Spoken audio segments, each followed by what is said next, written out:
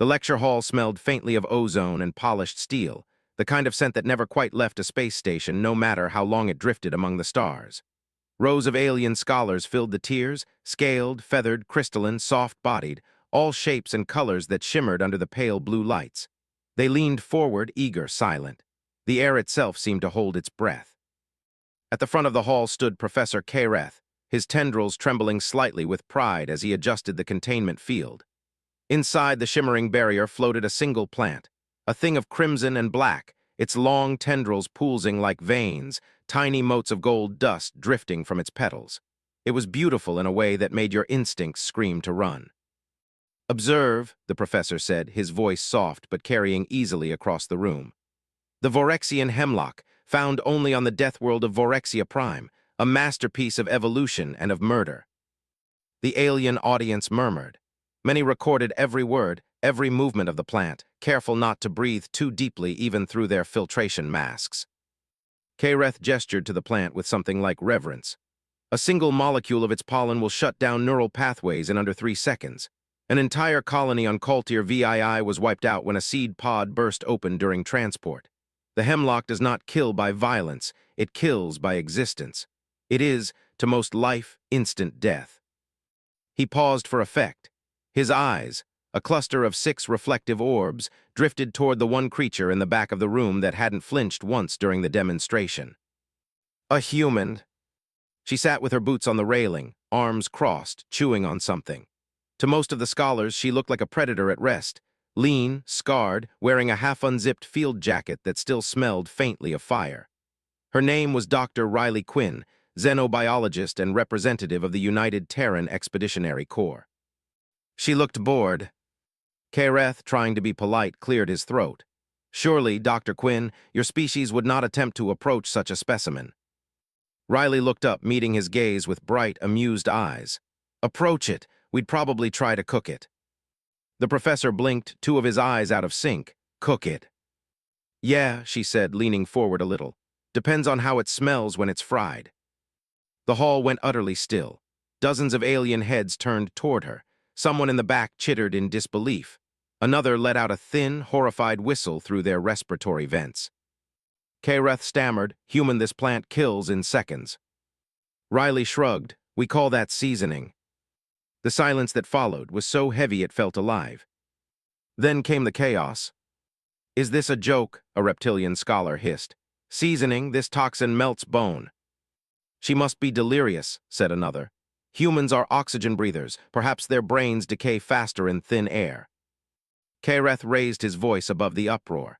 "Order, order, please." His tendrils flailed helplessly. He turned back to Riley, lowering his voice. "You are serious, are you not? You consume poisons willingly."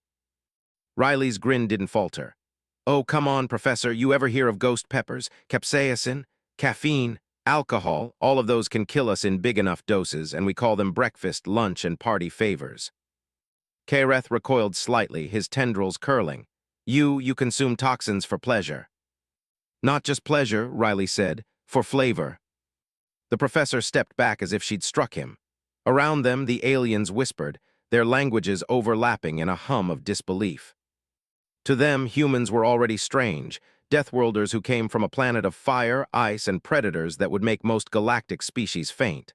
But this was beyond madness. And yet Riley just sat there, calm as the void outside the station's hull, picking something out of her teeth with a small metal pick. "You study death," she said after a moment, voice quieter, more thoughtful. "You catalog it, analyze it, try to hide from it, that's fine. But where I come from, death is just part of dinner." The room didn't laugh, they didn't speak. Even Kareth, for all his knowledge, didn't know how to respond. He'd spent his entire career studying things that could kill him from meters away. He'd developed vaccines, containment fields, whole branches of science around the idea that life was fragile. And yet this human, this scarred, tired, reckless human, looked at one of the deadliest life forms in the known galaxy and saw food. He turned back to the plant, its glowing tendrils slowly curling against the glass of its enclosure. He'd seen it destroy whole ships when released.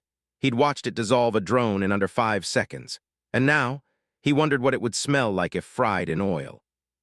The thought horrified him. but he couldn't deny the spark of curiosity that came with it. He looked back at Riley Quinn, who was now leaning back again, eyes half-lidded, as if she hadn't just upended centuries of galactic caution. "Your people truly are unique," he said softly. Riley smiled faintly. "We prefer adaptable." The professor nodded slowly, more to himself than to her. Somewhere deep inside, something shifted, a realization that perhaps survival wasn't about avoiding death, but learning how to live with it. The containment field hummed, casting faint red light across the floor. Kareth stared at the deadly plant, then at the human who wasn't afraid of it. In that moment, a strange kind of respect settled in. He didn't yet know that the same plant would soon escape, that it would spread through the colony, killing everyone it touched. That Riley Quinn, the woman who joked about seasoning, would be the last line between extinction and survival. For now, all he knew was this: humans were not fearless because they were foolish. They were fearless because they had learned to eat what scared them. And that made them the most dangerous species in the room. The alarms began as a soft pulse, a rhythmic thump in the background of the station's hum. Then came the voice, cold, mechanical, and far too calm. "Containment breach detected. Biohazard level 7. Evacuate immediately." Professor froze in mid-step. His tendrils went rigid as the color drained from his face. "No, no, no, no," he whispered. The air changed. It smelled sharp and metallic like lightning after a storm. The containment field that held the Vorexian hemlock flickered once, twice, then collapsed in a flash of red light. The plant unfurled. Its tendrils spread across the floor like living blood, pulsing with a heartbeat of their own. Tiny gold motes filled the air, glimmering under the sterile lights. The spores. Riley Quinn was already moving. "Everyone out," she barked. Her voice snapped through the chaos, firm and human in its command. The aliens hesitated, their fear turning them into statues. They had studied death but never expected to see it. Riley shoved the nearest one toward the exit. "Move now." But it was too late for some. One of the feathered researchers stumbled, inhaled, and went rigid. His eyes went blank before his body hit the ground. Another clutched at her throat, gasping, then collapsed beside him. Kareth staggered back, eyes wide with horror. The spores, they're active. They should be dormant outside Vorexia's atmosphere. "Well, guess what?" Riley said, slamming her helmet shut. Her voice crackled through the calm. "You built this dome with recycled air filters. They don't just keep oxygen in, they keep death circulating." The professor turned to her, trembling. "We must seal the research wing. Everything, everyone inside will die." "Yeah," Riley said, "including you if you don't move." She shoved him toward the emergency doors and hit the control panel. The heavy blast shields began to descend, slow as a sigh. Riley looked back at the spreading mass. The Vorexian hemlock was growing fast, faster than it should. The plant was adapting to the artificial light, feeding on the heat, its tendrils crawling up the walls like veins through glass. For a moment, it almost looked beautiful. Then it screamed. Not sound exactly, not through air, but through pressure, a psychic hum that pressed against the skull, whispering in frequencies the mind couldn't name. Kareth stumbled beside her, clutching his head. "It's communicating, it's aware." Riley grit her teeth. "It's hungry." The blast doors sealed shut behind them. The hallway lights flickered, painting everything in red. Kareth leaned against the wall, shaking. "We've lost containment. The spores are already in the air systems." Riley checked her wrist console. Her suit's filters were at 70%. "How long till it spreads?" "An hour, perhaps less." Riley frowned. "Then we'd better find where it's feeding from." Kareth blinked. "You intend to go back in?" "Yeah," she adjusted the plasma cutter on her hip. "I'm not leaving until that thing's ash." The professor's voice trembled. "Dr. Quinn, that is suicide." She gave him a small, tired smile. "That's Tuesday." They moved through the deserted corridors, the hum of alarms echoing around them. Red warning lights cast long, shifting shadows on the walls. Every so often they passed a fallen researcher, lifeless, still clutching datapads or tools, eyes open and glassy. Kareth's voice was quiet, almost reverent. They spent their lives studying it and died by it. Riley didn't answer. Her focus was on the readings from her console, spore density climbing, temperature rising. The hemlock was growing toward the central ventilation hub. As they approached the main airshaft, Kareth hesitated. Human, you cannot destroy the root system. It could hold knowledge of bioengineering beyond our reach. It is priceless. Riley gave him a sharp look. Your priceless plant just murdered half your staff. He flinched, his tendrils curling inward. Still, if we could isolate. Professor, she interrupted, her tone like steel, you can't study something that's eating you alive. She kicked open the next door. The heat hit them like a wave. The lab was gone, replaced by a living nightmare. The hemlock had spread across the entire chamber, vines fused with the walls, metal corroded by acid. Its petals glowed faintly, pulsing with light. From the ceiling, thick cords hung like arteries, dripping golden sap. The floor shimmered with spores, glowing like dust in sunlight. Riley stared wide-eyed. You've got to be kidding me. The plant reacted to their presence immediately. Tendrils rose, twisting toward the warmth of their bodies. Kareth stumbled back. It's tracking heat signatures. Riley raised her plasma cutter, thumbed the ignition. Good, makes it easier to aim. A burst of blue fire roared to life, slicing through a cluster of roots. The air filled with the stench of burning sap. The plant shrieked again, the psychic noise slamming into their minds like a wave. Kareth collapsed, clutching his head. Riley gritted her teeth and stepped forward, cutting through another vine. You picked the wrong lab to bloom in. The hemlock lashed out, a thick tendril snapping toward her. She ducked and rolled, the strike slamming into a console that exploded in a shower of sparks. She came up on one knee, breathing hard. You always told me this stuff kills in seconds, she muttered. Guess it's time to see who's faster. The comlink crackled, Kareth's voice weak and panicked. Dr. Quinn, the spores, they are self-replicating. The entire dome will die within the hour. Riley's hand tightened on her cutter. Her helmet display blinked a warning, filter integrity at 40%. She stood slowly, staring at the monstrous plant spreading like wildfire before her. Then she spoke, voice low and steady. Then I'd better start cooking. The laboratory burned like a dying sun. Flames licked across the walls where the Virexian hemlock had once been confined. The vines twisted through fire and smoke, curling and uncurling like living shadows. The air shimmered with heat and spores, tiny, golden, deadly. Through the chaos moved Riley Quinn, her armor cracked, visor fogged, lungs fighting the thick air. Every breath felt like swallowing needles. Every step was work, but she kept moving. Behind the sealed doors, Professor Kareth watched the monitors with trembling limbs. The human's vitals spiked, dipped, then spiked again. His own breathing came in short gasps as the filters struggled to hold back the rising contamination. Human, he whispered into the comm, you must evacuate, the air itself is poison. Riley's reply came through bursts of static. Then I'll hold my breath. She coughed immediately after, hard and wet, but her hands didn't stop working. She was collecting samples, cutting glowing tendrils and shoving them into sealed vials, even as the walls around her melted. Kareth couldn't comprehend it. No being he knew would dare touch that thing, yet she not only touched it, she fought it. A cluster of vines lashed toward her fast as lightning. She ducked, slashed one apart, then another. The plasma cutter roared blue in her hand, the heat boiling the sap on contact. The stench of scorched poison filled the air. They always told me botany was boring, she muttered. The hemlock reacted faster now. It had learned. Tendrils spread along the floor, forming a wall of crimson roots. The psychic hum returned, stronger than before, like a voice pressing against the inside of her skull. You burned, we grow. Riley froze, her heart hammering. The sound wasn't real, it couldn't be, but it filled her mind, whispering in 1,000 tones at once. She snarled, yeah, I burn faster.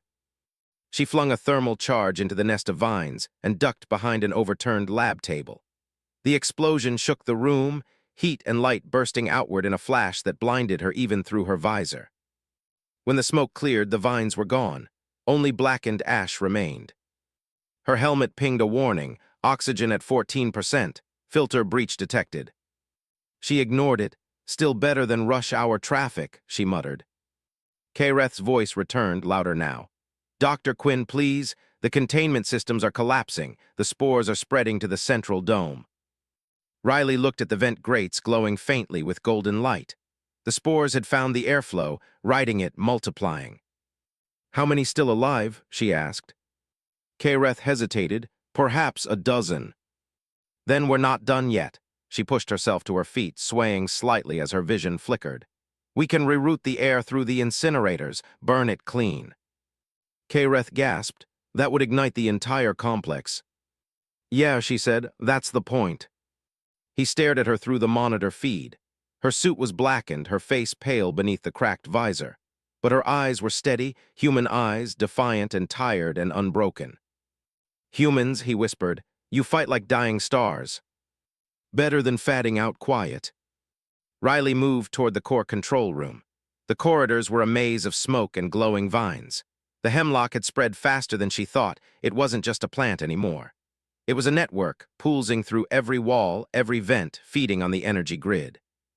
The station trembled as if alive. When she reached the power nexus, she found the vines coiled around the main reactor conduit, feeding directly from it. Golden light pulsed along the walls in rhythm with her heartbeat.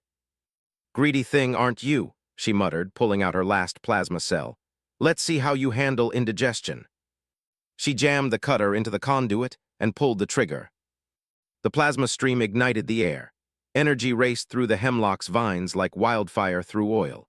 The plant screamed again, this time a sound that shook the walls, that filled her chest and bones with vibration. It wasn't words anymore, just pain. The lights flickered out, the heat roared. Riley stumbled backward, coughing as the world turned red and gold. Her HUD blinked in warning after warning, pressure failure, heat overload, oxygen critical, but she only smiled weakly.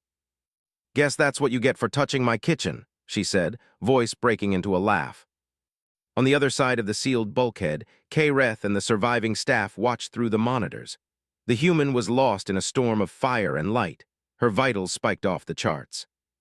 She is burning it, whispered one of the researchers. She's killing the hemlock. Kareth felt something tight twist in his chest. She's killing herself. The others said nothing. They watched as the flames consumed the laboratory, and in the center of it stood one small, stubborn figure, holding a weapon that had long since melted, surrounded by a storm of death and beauty. The hemlock's psychic scream filled the comms one last time, then cut to silence. Only static remained. The alarms went quiet. Smoke drifted through the corridors like ghosts. The heat faded, leaving only embers. Kareth pressed his trembling hands to the glass of the control room window. Dr. Quinn. There was no response, just flickering light from the ruined lab. Then slowly, a silhouette moved through the haze. Riley Quinn, limping, armor cracked, visor shattered. Her hair clung to her face, streaked with soot. She was coughing but walking. The doors hissed open and she stepped through, dragging a small, sealed sample vial between her fingers. Inside it, one glowing, dead spore. She looked at Kareth with a tired grin. Told you I'd get a sample. The professor stared, speechless. Behind her, the lab collapsed in a burst of sparks. She glanced back at the flames, then back at him. By the way, she said, her voice soft and raw, that thing smells awful when it burns. Then she fell to her knees. Kareth rushed forward, catching her before she hit the floor. The filters in her suit were gone, her breath shallow, yet she was smiling. Through her cracked visor, he saw her lips move. Next time, she whispered, I'm bringing salt. And then her eyes closed as the fires behind them finally died. Smoke filled the research dome. The walls were blackened, the lights dimmed to a weak orange glow. Every breath of air carried the bitter scent of ash and melted metal. The alarms had stopped, but the silence that followed felt heavier than any sound. Professor Kareth stood beside the ruined entrance, staring through the haze. She can't have survived that, he whispered. Nothing could. Then the smoke moved. A figure stumbled through the haze, helmet cracked, armor glowing faintly red with heat. Riley Quinn. Her suit hissed as it tried to cool itself, sparks flickering across her chest plate.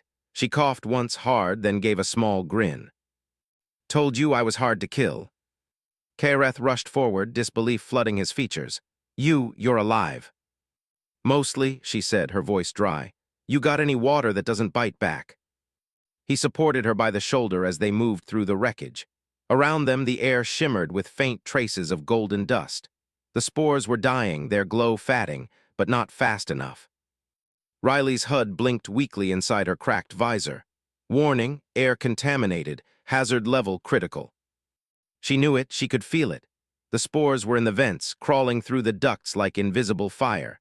It was only a matter of time before they reached the colony's heart, the power core, the oxygen recyclers, the crew quarters. "How many still breathing?" she asked. Kareth hesitated. 9, maybe 10. I ordered the rest to seal themselves in the upper habitats. "Good, keep them sealed." "Dr. Quinn," he began carefully, "you cannot continue. Your oxygen is failing. Your body, your biology, was not made for this level of exposure."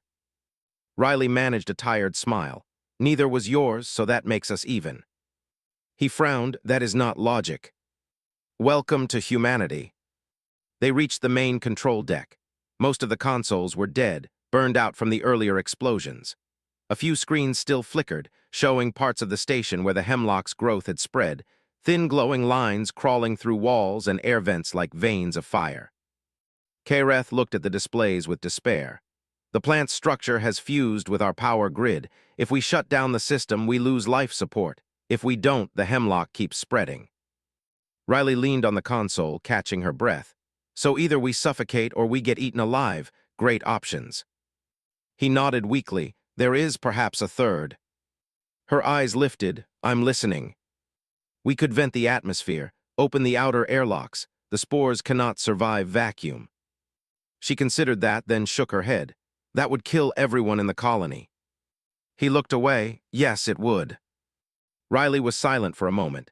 She understood his logic and she hated it, sacrificed to save the rest. She'd seen it before on ruined ships, on burning colonies. Sometimes survival meant deciding who didn't. But this time, she wasn't ready to give up. She straightened slowly. "No, there's another way." Kareth's tendrils twitched. "Another." "We can burn the spores out without venting the air."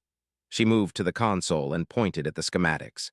"This place runs on a closed oxygen loop, right? We reroute the airflow through the incinerators, turn the whole system into one giant purifier." His eyes widened. "That would ignite everything, the colony, the labs." "Yeah," Riley said, "that's the point." Kareth took a half step back. "You cannot be serious. You would destroy the research, the habitat, our lives." Riley turned to face him. Her expression was calm, almost gentle, but her voice carried steel. "Professor, your research is already dead. Your people will be next if we don't burn this thing out. You said it yourself, it kills in seconds. Well, we've had minutes. I'm not wasting the rest of them arguing." He stared at her, torn between reason and something deeper, fear, maybe awe. "You are a reckless creature." "Reckless keeps us alive," she smirked faintly. "You should try it sometime." Riley's hands moved over the console, fast but sure. Every key she pressed was a gamble. Sparks jumped from the broken screens, and the power grid groaned in protest. She rerouted the oxygen flow toward the incineration chambers, bypassing safeties, ignoring the system's frantic warnings. Each circuit lit up red, then yellow, then white-hot. "Warning," the computer intoned. "Thermal overload imminent. Confirm execution of purge." Riley's finger hovered over the control. Kareth hesitated beside her. "Human, if you do this, there will be nothing left, not even your body." She looked up at him, eyes tired but fierce. "There'll be survivors, that's enough." For a moment he saw something strange in her expression, not fear, not pride, just determination. Quiet, steady, unstoppable. It was the same look he'd seen in her eyes when she first mocked his lecture. The same spark that made humans keep walking through storms that should have ended them. She pressed the button. The lights dimmed. A deep rumble filled the air. The walls vibrated as oxygen and fire met in every duct, every vent.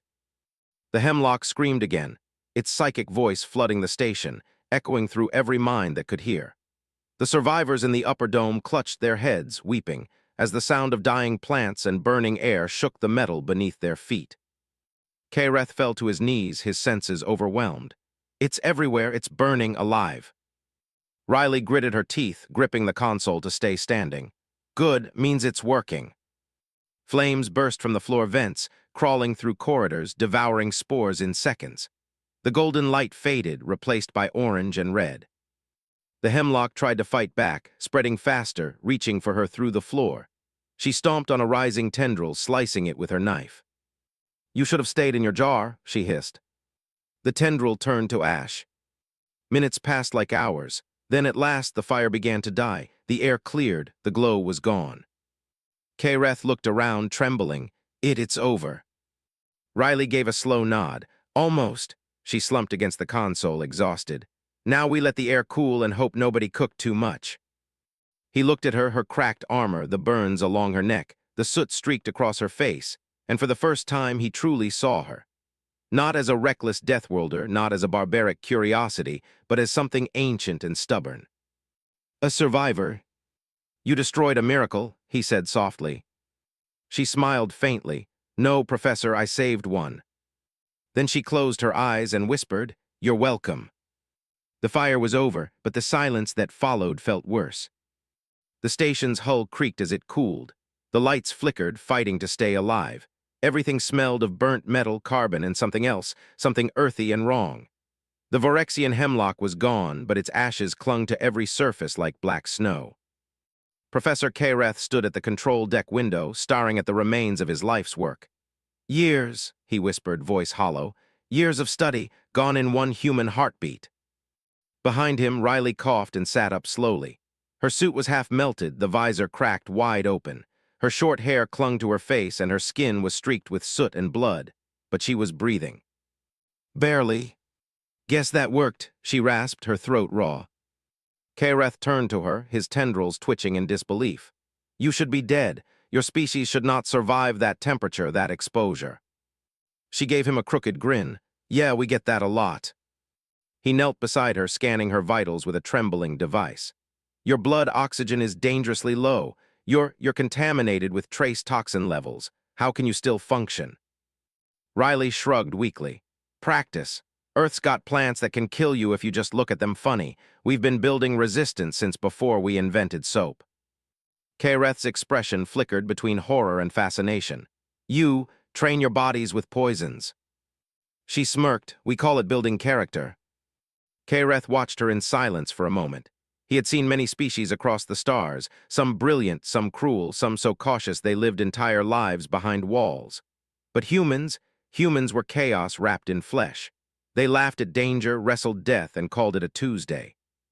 Yet this woman had just saved them all. He looked down at her cracked helmet, the faint rise and fall of her chest. There was something fragile about her now. The unstoppable force had limits. Dr. Quinn, he said softly, you risked everything, even your own life. Why? Riley looked up at him, eyes hazy but still bright. Because somebody had to. That is not logic. She gave a tired laugh. It's humanity. Hours passed. The fires died completely, leaving behind a scarred and silent station. The survivors, 9 of them, just as Riley had hoped, began to emerge from the upper levels. Their eyes widened at the sight of the destruction. They whispered her name. The human did this. She saved us. She burned the death bloom. To them, she was both terrifying and miraculous, a creature that had walked through fire and come out breathing. Riley didn't hear them. She sat slumped against a bulkhead, hands still trembling, staring at the burned remnants of a vine curled in her palm. Kareth approached quietly. We have begun scrubbing the air. The atmosphere is returning to stable levels. Good, she murmured. Maybe now I can breathe without dying. He hesitated. You should rest. She looked up, smirking faintly. You trying to tuck me in, Professor? Your humor, he said, blinking slowly, is ill-timed. Yeah, she said softly. That's kind of our thing. They worked together through the next hours, patching leaks, sealing vents, and confirming the hemlock's destruction. Every time Riley stumbled, Kareth's tendrils darted out to steady her. At one point, she caught his arm and said, You ever hear of ghost peppers? He blinked. I believe you mentioned them before. Another toxin your kind consumes. Yeah, she said with a faint grin. We call it spice. Burns like acid, makes you cry, but we keep eating it anyway. Kareth tilted his head. Why would you do such a thing? Because it reminds us we're alive, she said simply. He looked at her for a long time, something like awe in his gaze. You truly are a species born of madness. Maybe, she said, but it's the good kind. As the day cycle shifted, Kareth received a transmission from the Galactic Institute. The containment disaster had been detected. Rescue ships were inbound. Protocol demanded the surviving researchers be quarantined and the station destroyed. When he told Riley, she only nodded. Figures, burn it twice just to be sure. He frowned. You do not object. She smiled faintly. I've never been sentimental about rubble. But Kareth could see the truth behind her calm. She was exhausted, broken, but proud. Humanity had that strange fire that refused to die, even when it was running on fumes. Later, as the rescue team docked and began to offload supplies, Kareth found Riley sitting near a viewport. The stars shone cold beyond the glass, and the dead planet Vorexia glimmered below like an ember in the dark. You saved lives, he said quietly, but at great cost. She didn't look at him. That's how saving works. He approached, his voice gentle. You destroyed something the galaxy had feared for centuries. You defeated a creature born from death itself. She chuckled, though her voice cracked. Yeah, and now I smell like burnt salad. Kareth tilted his head, unsure if she was joking again. Then he sighed softly. You humans, you turned fear into laughter. Riley looked up at him, her eyes soft but steady. You study how things kill, she said. We study how to live through it. Kareth didn't know how to answer, so he only nodded. When the medics finally arrived, they surrounded Riley with scanners and equipment. She waved them off weakly. I'm fine. You are not fine, Kareth said, his voice suddenly sharp. Your lungs are damaged, your blood poisoned, your body near collapse. Riley smiled faintly, still fine. Why must your kind always diminish your pain? Because, she said, leaning her head back with a tired smile, if we stopped to count the wounds, we'd never stand up again. Kareth was silent. Then quietly he said, the galaxy will know what you did here. Riley opened one eye, smiling lazily. Good, maybe they'll name a salad after me. As the medics carried her toward the ship, Kareth watched her go. Around him, the aliens whispered again, words like hero, deathworlder, madness, and miracle. He looked back at the ruined station and thought of what she had said. Humans didn't study death, they studied survival. And somehow, that made them unstoppable. He turned back toward the docking bay, watching the human fade into the light of the ship. She breathes fire, he murmured, and still calls it life. The rescue ship hung in orbit like a silver tear against the stars. Below it, the colony's ruins glowed faintly through the planet's violet storms. The fires were dying, but the scars remained, black trails of smoke and ash marking where the Vorexian hemlock had once bloomed. Inside the ship, the air was clean, the lights soft. It felt almost peaceful. But peace was a fragile thing. Riley Quinn lay on a medical cot, half-conscious, her body wrapped in cooling gel and biosensors. Machines hummed softly around her, measuring heart rate, oxygen, neural signals. The doctors whispered to one another in low tones, unsure how the human was still alive. Professor Kareth stood nearby, motionless, his tendrils folded close to his chest. He hadn't left her side since they brought her aboard. The medtechs bowed their heads respectfully. Her body is fighting the toxins. We cannot neutralize them completely. Kareth's voice was quiet, almost pleading, but she will recover. The alien medic hesitated. If she were one of us, no, but humans are built different, Riley croaked suddenly, her voice hoarse but steady. Kareth turned sharply. Her eyes were half open, faintly glazed but still defiant. Still alive, Professor, you can stop praying. He exhaled in relief, though he didn't know he'd been holding his breath. You should not be conscious. Rest. Rest is for the retired, she murmured, then winced as the gel patch on her arm sparked faintly. So did we win? The hemlock is gone, Kareth said softly. You burned it out completely. Riley gave a weak grin. Good, I hate unfinished business. Hours passed. The medics tended to the survivors. The ship's crew cataloged the wreckage from orbit, scanning for radiation, spores, and any surviving biomass. At first, all readings came back clean. Then something flickered. A small pulse, a faint, rhythmic glow in the sensor data. One of the crew looked closer, frowning. That can't be right. Report, Kareth demanded. The young alien turned pale. There's movement below the colony's core, something alive. Riley heard it too. Even through her haze of exhaustion, her instincts sharpened. What kind of movement? The crew exchanged glances. A heat signature, small, constant, possibly a seed. Kareth's tendrils twitched. Impossible, the hemlock cannot survive that fire. Then tell it that, Riley muttered, pulling the oxygen mask from her face. Because I'm not letting that thing regrow. You are in no condition to return planetside, Kareth said, alarmed. You will die. Riley sat up, ignoring the pain that shot through her ribs. So will everyone else if that seed hatches. You saw what it did with a lab's worth of light. Imagine what it could do with a planet's core heat. The room went silent. No one could argue. The descent shuttle rocked as it broke through the violet clouds again. Lightning flashed across the windows, illuminating the wreckage below. Riley sat in the co-pilot's seat, armored again, barely patched, barely sealed. Her left arm trembled each time she tightened a strap, but her face showed only focus. Kareth sat beside her against orders. You are a fool, he muttered. Probably, she said, but I'm your fool today. He stared out at the dark surface. You could have left this to the Institute, to train teams. They'd study it, she said, checking her plasma rifle. And studying it is how this started. Kareth sighed. You destroyed too easily.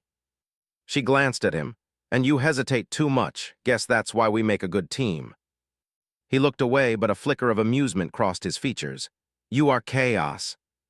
And you're still breathing because of it, she shot back. They landed near the collapsed dome. The world was quiet, the air heavy with the smell of burned soil. The wind howled faintly across the plains. Riley stepped down first, boots crunching over ash. Her helmet lights cut through the gloom, scanning for movement. Kareth followed, his scanner glowing blue. There, he said softly, beneath the central reactor core. They descended into the wreckage, the heat rising with every step. The air shimmered. The tunnels were twisted metal and melted stone. And then they saw it. In the center of a cracked containment pit, glowing faintly through the ash, pulsed a small orb of crimson and gold. It throbbed slowly, like a heartbeat. Riley's throat went dry. That's it. Kareth stared, awe and dread in his voice. A surviving seed, how could it live? Because, she said, stepping closer, things like this don't die easy, especially when they want revenge. The seed quivered as if it had heard her. Thin threads began to stretch from its surface, curling toward the air. Kareth flinched. It senses us. Good, Riley raised her rifle. Means I don't have to aim. She fired. The plasma burst hit dead center, splashing heat across the floor. But instead of burning, the seed absorbed the energy, glowing brighter, feeding on it. Riley, Kareth shouted, it's consuming the plasma. She cursed under her breath. Of course it is. Fire made it stronger last time. The seed's tendrils lashed outward, striking like whips. One hit her across the chest, throwing her back against a wall. Her armor cracked. She gasped, the impact knocking the air from her lungs. Kareth ran to her side, shouting, we must retreat. She grabbed his arm, eyes blazing. No, we end it. How? Riley reached for her last thermite charge. Root rot. She limped forward, forcing herself to stay upright. The seed pulsed faster now, heat distorting the air. You want to live so bad, she said, voice shaking but steady. Then take this with you. She jammed the thermite charge beneath the seed's base and primed it. The timer flashed red. Kareth's eyes widened. That explosion will collapse the reactor. She smiled faintly. Then it dies for sure. The tendrils lashed again, one striking her leg. She fell, pain slicing through her, but she still hit the trigger. Go, she shouted. Run. Kareth hesitated, then obeyed. He ran, his tendrils fluttering wildly as the tunnels shook behind him. Riley lay there watching the seed's glow intensify. The heat burned her skin even through her armor. She smiled through the pain. You should have stayed in the dirt, she whispered. The explosion hit like a sunrise. Flame, light, and wind roared through the tunnels. The colony's remains shattered outward, fire blooming against the planet's dark sky. From orbit, it looked like a star being born and dying all at once. In the rescue ship above, Kareth watched the planet burn. His hands shook as he whispered, she did it. Behind him, the crew stood silent, eyes wide with awe. He turned slowly toward the viewport, the reflection of fire glinting in his eyes. She gave her life, he said softly, to stop something no one else dared touch. Outside, the storm swallowed the light, leaving only ashes and silence. But somewhere deep in that silence, the universe seemed to whisper. We call that seasoning. The storm over Vorexia Prime lasted 3 days. Thunder rolled through the dead skis, and violet lightning lit the clouds like veins in a dying heart. When it finally cleared, all that was left of the research colony was glass, ash, and silence. From orbit, the rescue ship drifted in stillness, a pale light above the ruins of what had once been a miracle and a nightmare. Inside, the air was heavy with grief. Professor Kareth stood by the main viewport, his reflection dark and hollow. The fire below had died, yet its memory still burned inside him. He could not forget the image of Riley Quinn standing in that blaze, defying death itself with nothing but human stubbornness and a crooked smile. "She destroyed it completely," whispered one of the crew behind him. "Nothing remains, not even spores." Kareth didn't turn. "Something remains," he said softly. "Her." They exchanged glances, unsure if he meant her memory or something more. Later, Kareth entered the med bay. It was empty now, sterile and cold. The cot where Riley had lain was stripped bare, the gel pack discarded. He rested one hand on the metal surface, tracing the faint burn marks left from her armor. He remembered her voice, rough but steady. "Because somebody had to." That was her answer to everything. No logic, no fear, just the quiet certainty of someone who refused to look away. He whispered into the silence, "You were chaos, human, but maybe chaos is what we needed." A quiet chime broke his thoughts, a message recorded before the final descent. He hesitated, then pressed play.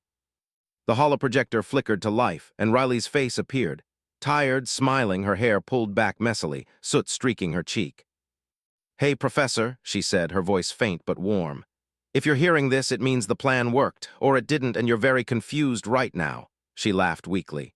"Either way, hi." Kareth's tendrils trembled. "I know you, tell me not to go," she continued. "You're good at that, telling people to stop doing stupid things, but humans," she paused, eyes softening. "We don't stop, not when something's still breathing that shouldn't be." She leaned closer to the camera. "You think we're reckless, you're right, we are, but that's how we survive. We push past fear, past pain, until we come out the other side. That's what makes us us." For a moment she was silent, as if searching for words. "I hope you don't hate me for destroying your work. It was beautiful in its way, but so is life. You just have to decide which one you want more." The image flickered. Her final words were quiet but clear. "Don't let them forget what we did here, and if anyone asks what killed the Vorexian hemlock," she grinned, "tell them it couldn't handle the heat." The hologram vanished. Kareth stood motionless for a long time, then bowed his head. "You ridiculous, brilliant creature," he whispered. "You turned death into laughter." Days later, the rescue ships departed. The Galactic Institute ordered the site quarantined, the planet marked uninhabitable. The Vorexian hemlock was declared extinct. But legends have a way of surviving facts. When Kareth returned to the core worlds, he was summoned before the High Council. They demanded an explanation, a report, a justification for the loss of an entire research colony. He told them everything, about the containment breach, the spores, the fire, about the human who had walked through death and come out smiling. "She destroyed your specimen," one of the counselors hissed. "She saved your galaxy," Kareth replied. The counselor sneered. "At what cost? The Vorexian hemlock could have advanced our knowledge by centuries." Kareth met their gaze calmly. "And if it had spread, it would have ended civilization in seconds. You call it knowledge, she called it poison. I think she was right." The counselors whispered among themselves, unimpressed. "You risked too much for one human." Kareth's tendrils curled tightly. "No, she risked everything for all of us." After the hearing, he returned to his quarters, carrying a small metal box sealed with Terran insignia. Inside, preserved in glass, was a single burnt leaf, charred to black but faintly veined with gold. Riley's final sample. He placed it on his desk beside her name tag. RQINN, UTEC Xenobiology Division. For a long time, he simply stared at it. Then he said quietly, "She said you call it seasoning. Perhaps she was right." He activated the ship's recorder and began his report. Log entry, Professor Kareth of the Galactic Biobotany Institute. The Vorexian hemlock, classified as the most lethal organism known, was eradicated by human intervention. The subject in question, Dr. Riley Quinn, demonstrated qualities previously misunderstood in Terran species. resistance to extreme toxin exposure, adaptive cognition under stress, and above all, defiance of extinction. When faced with annihilation, she did not analyze, she acted. I believe this is the essence of humanity, the instinct to fight when logic says surrender. He paused, the words catching in his throat. If our galaxy survives another 1,000 years, it will be because of beings like her. The plant killed in seconds, the human endured forever. He ended the recording. Months later, when the Institute opened its new wing dedicated to interspecies resilience studies, a statue stood at the center of the hall. It was simple, no crown, no armor, no weapons. Just a human in a cracked helmet, holding a torch that burned eternally with golden flame. At the base, an inscription read, Dr. Riley Quinn, the fire that taught us to breathe. Visitors came from across the galaxy to see it. Some laughed at the story, calling it a myth. Others stood in silence, feeling something stir deep within them. Kareth visited often. He would stand before the statue, his reflection caught in the golden light, and remember her words. You study how things kill, we study how to survive them. And every time he looked at that eternal flame, he thought, not without a smile. She was right, we called it death, they called it seasoning.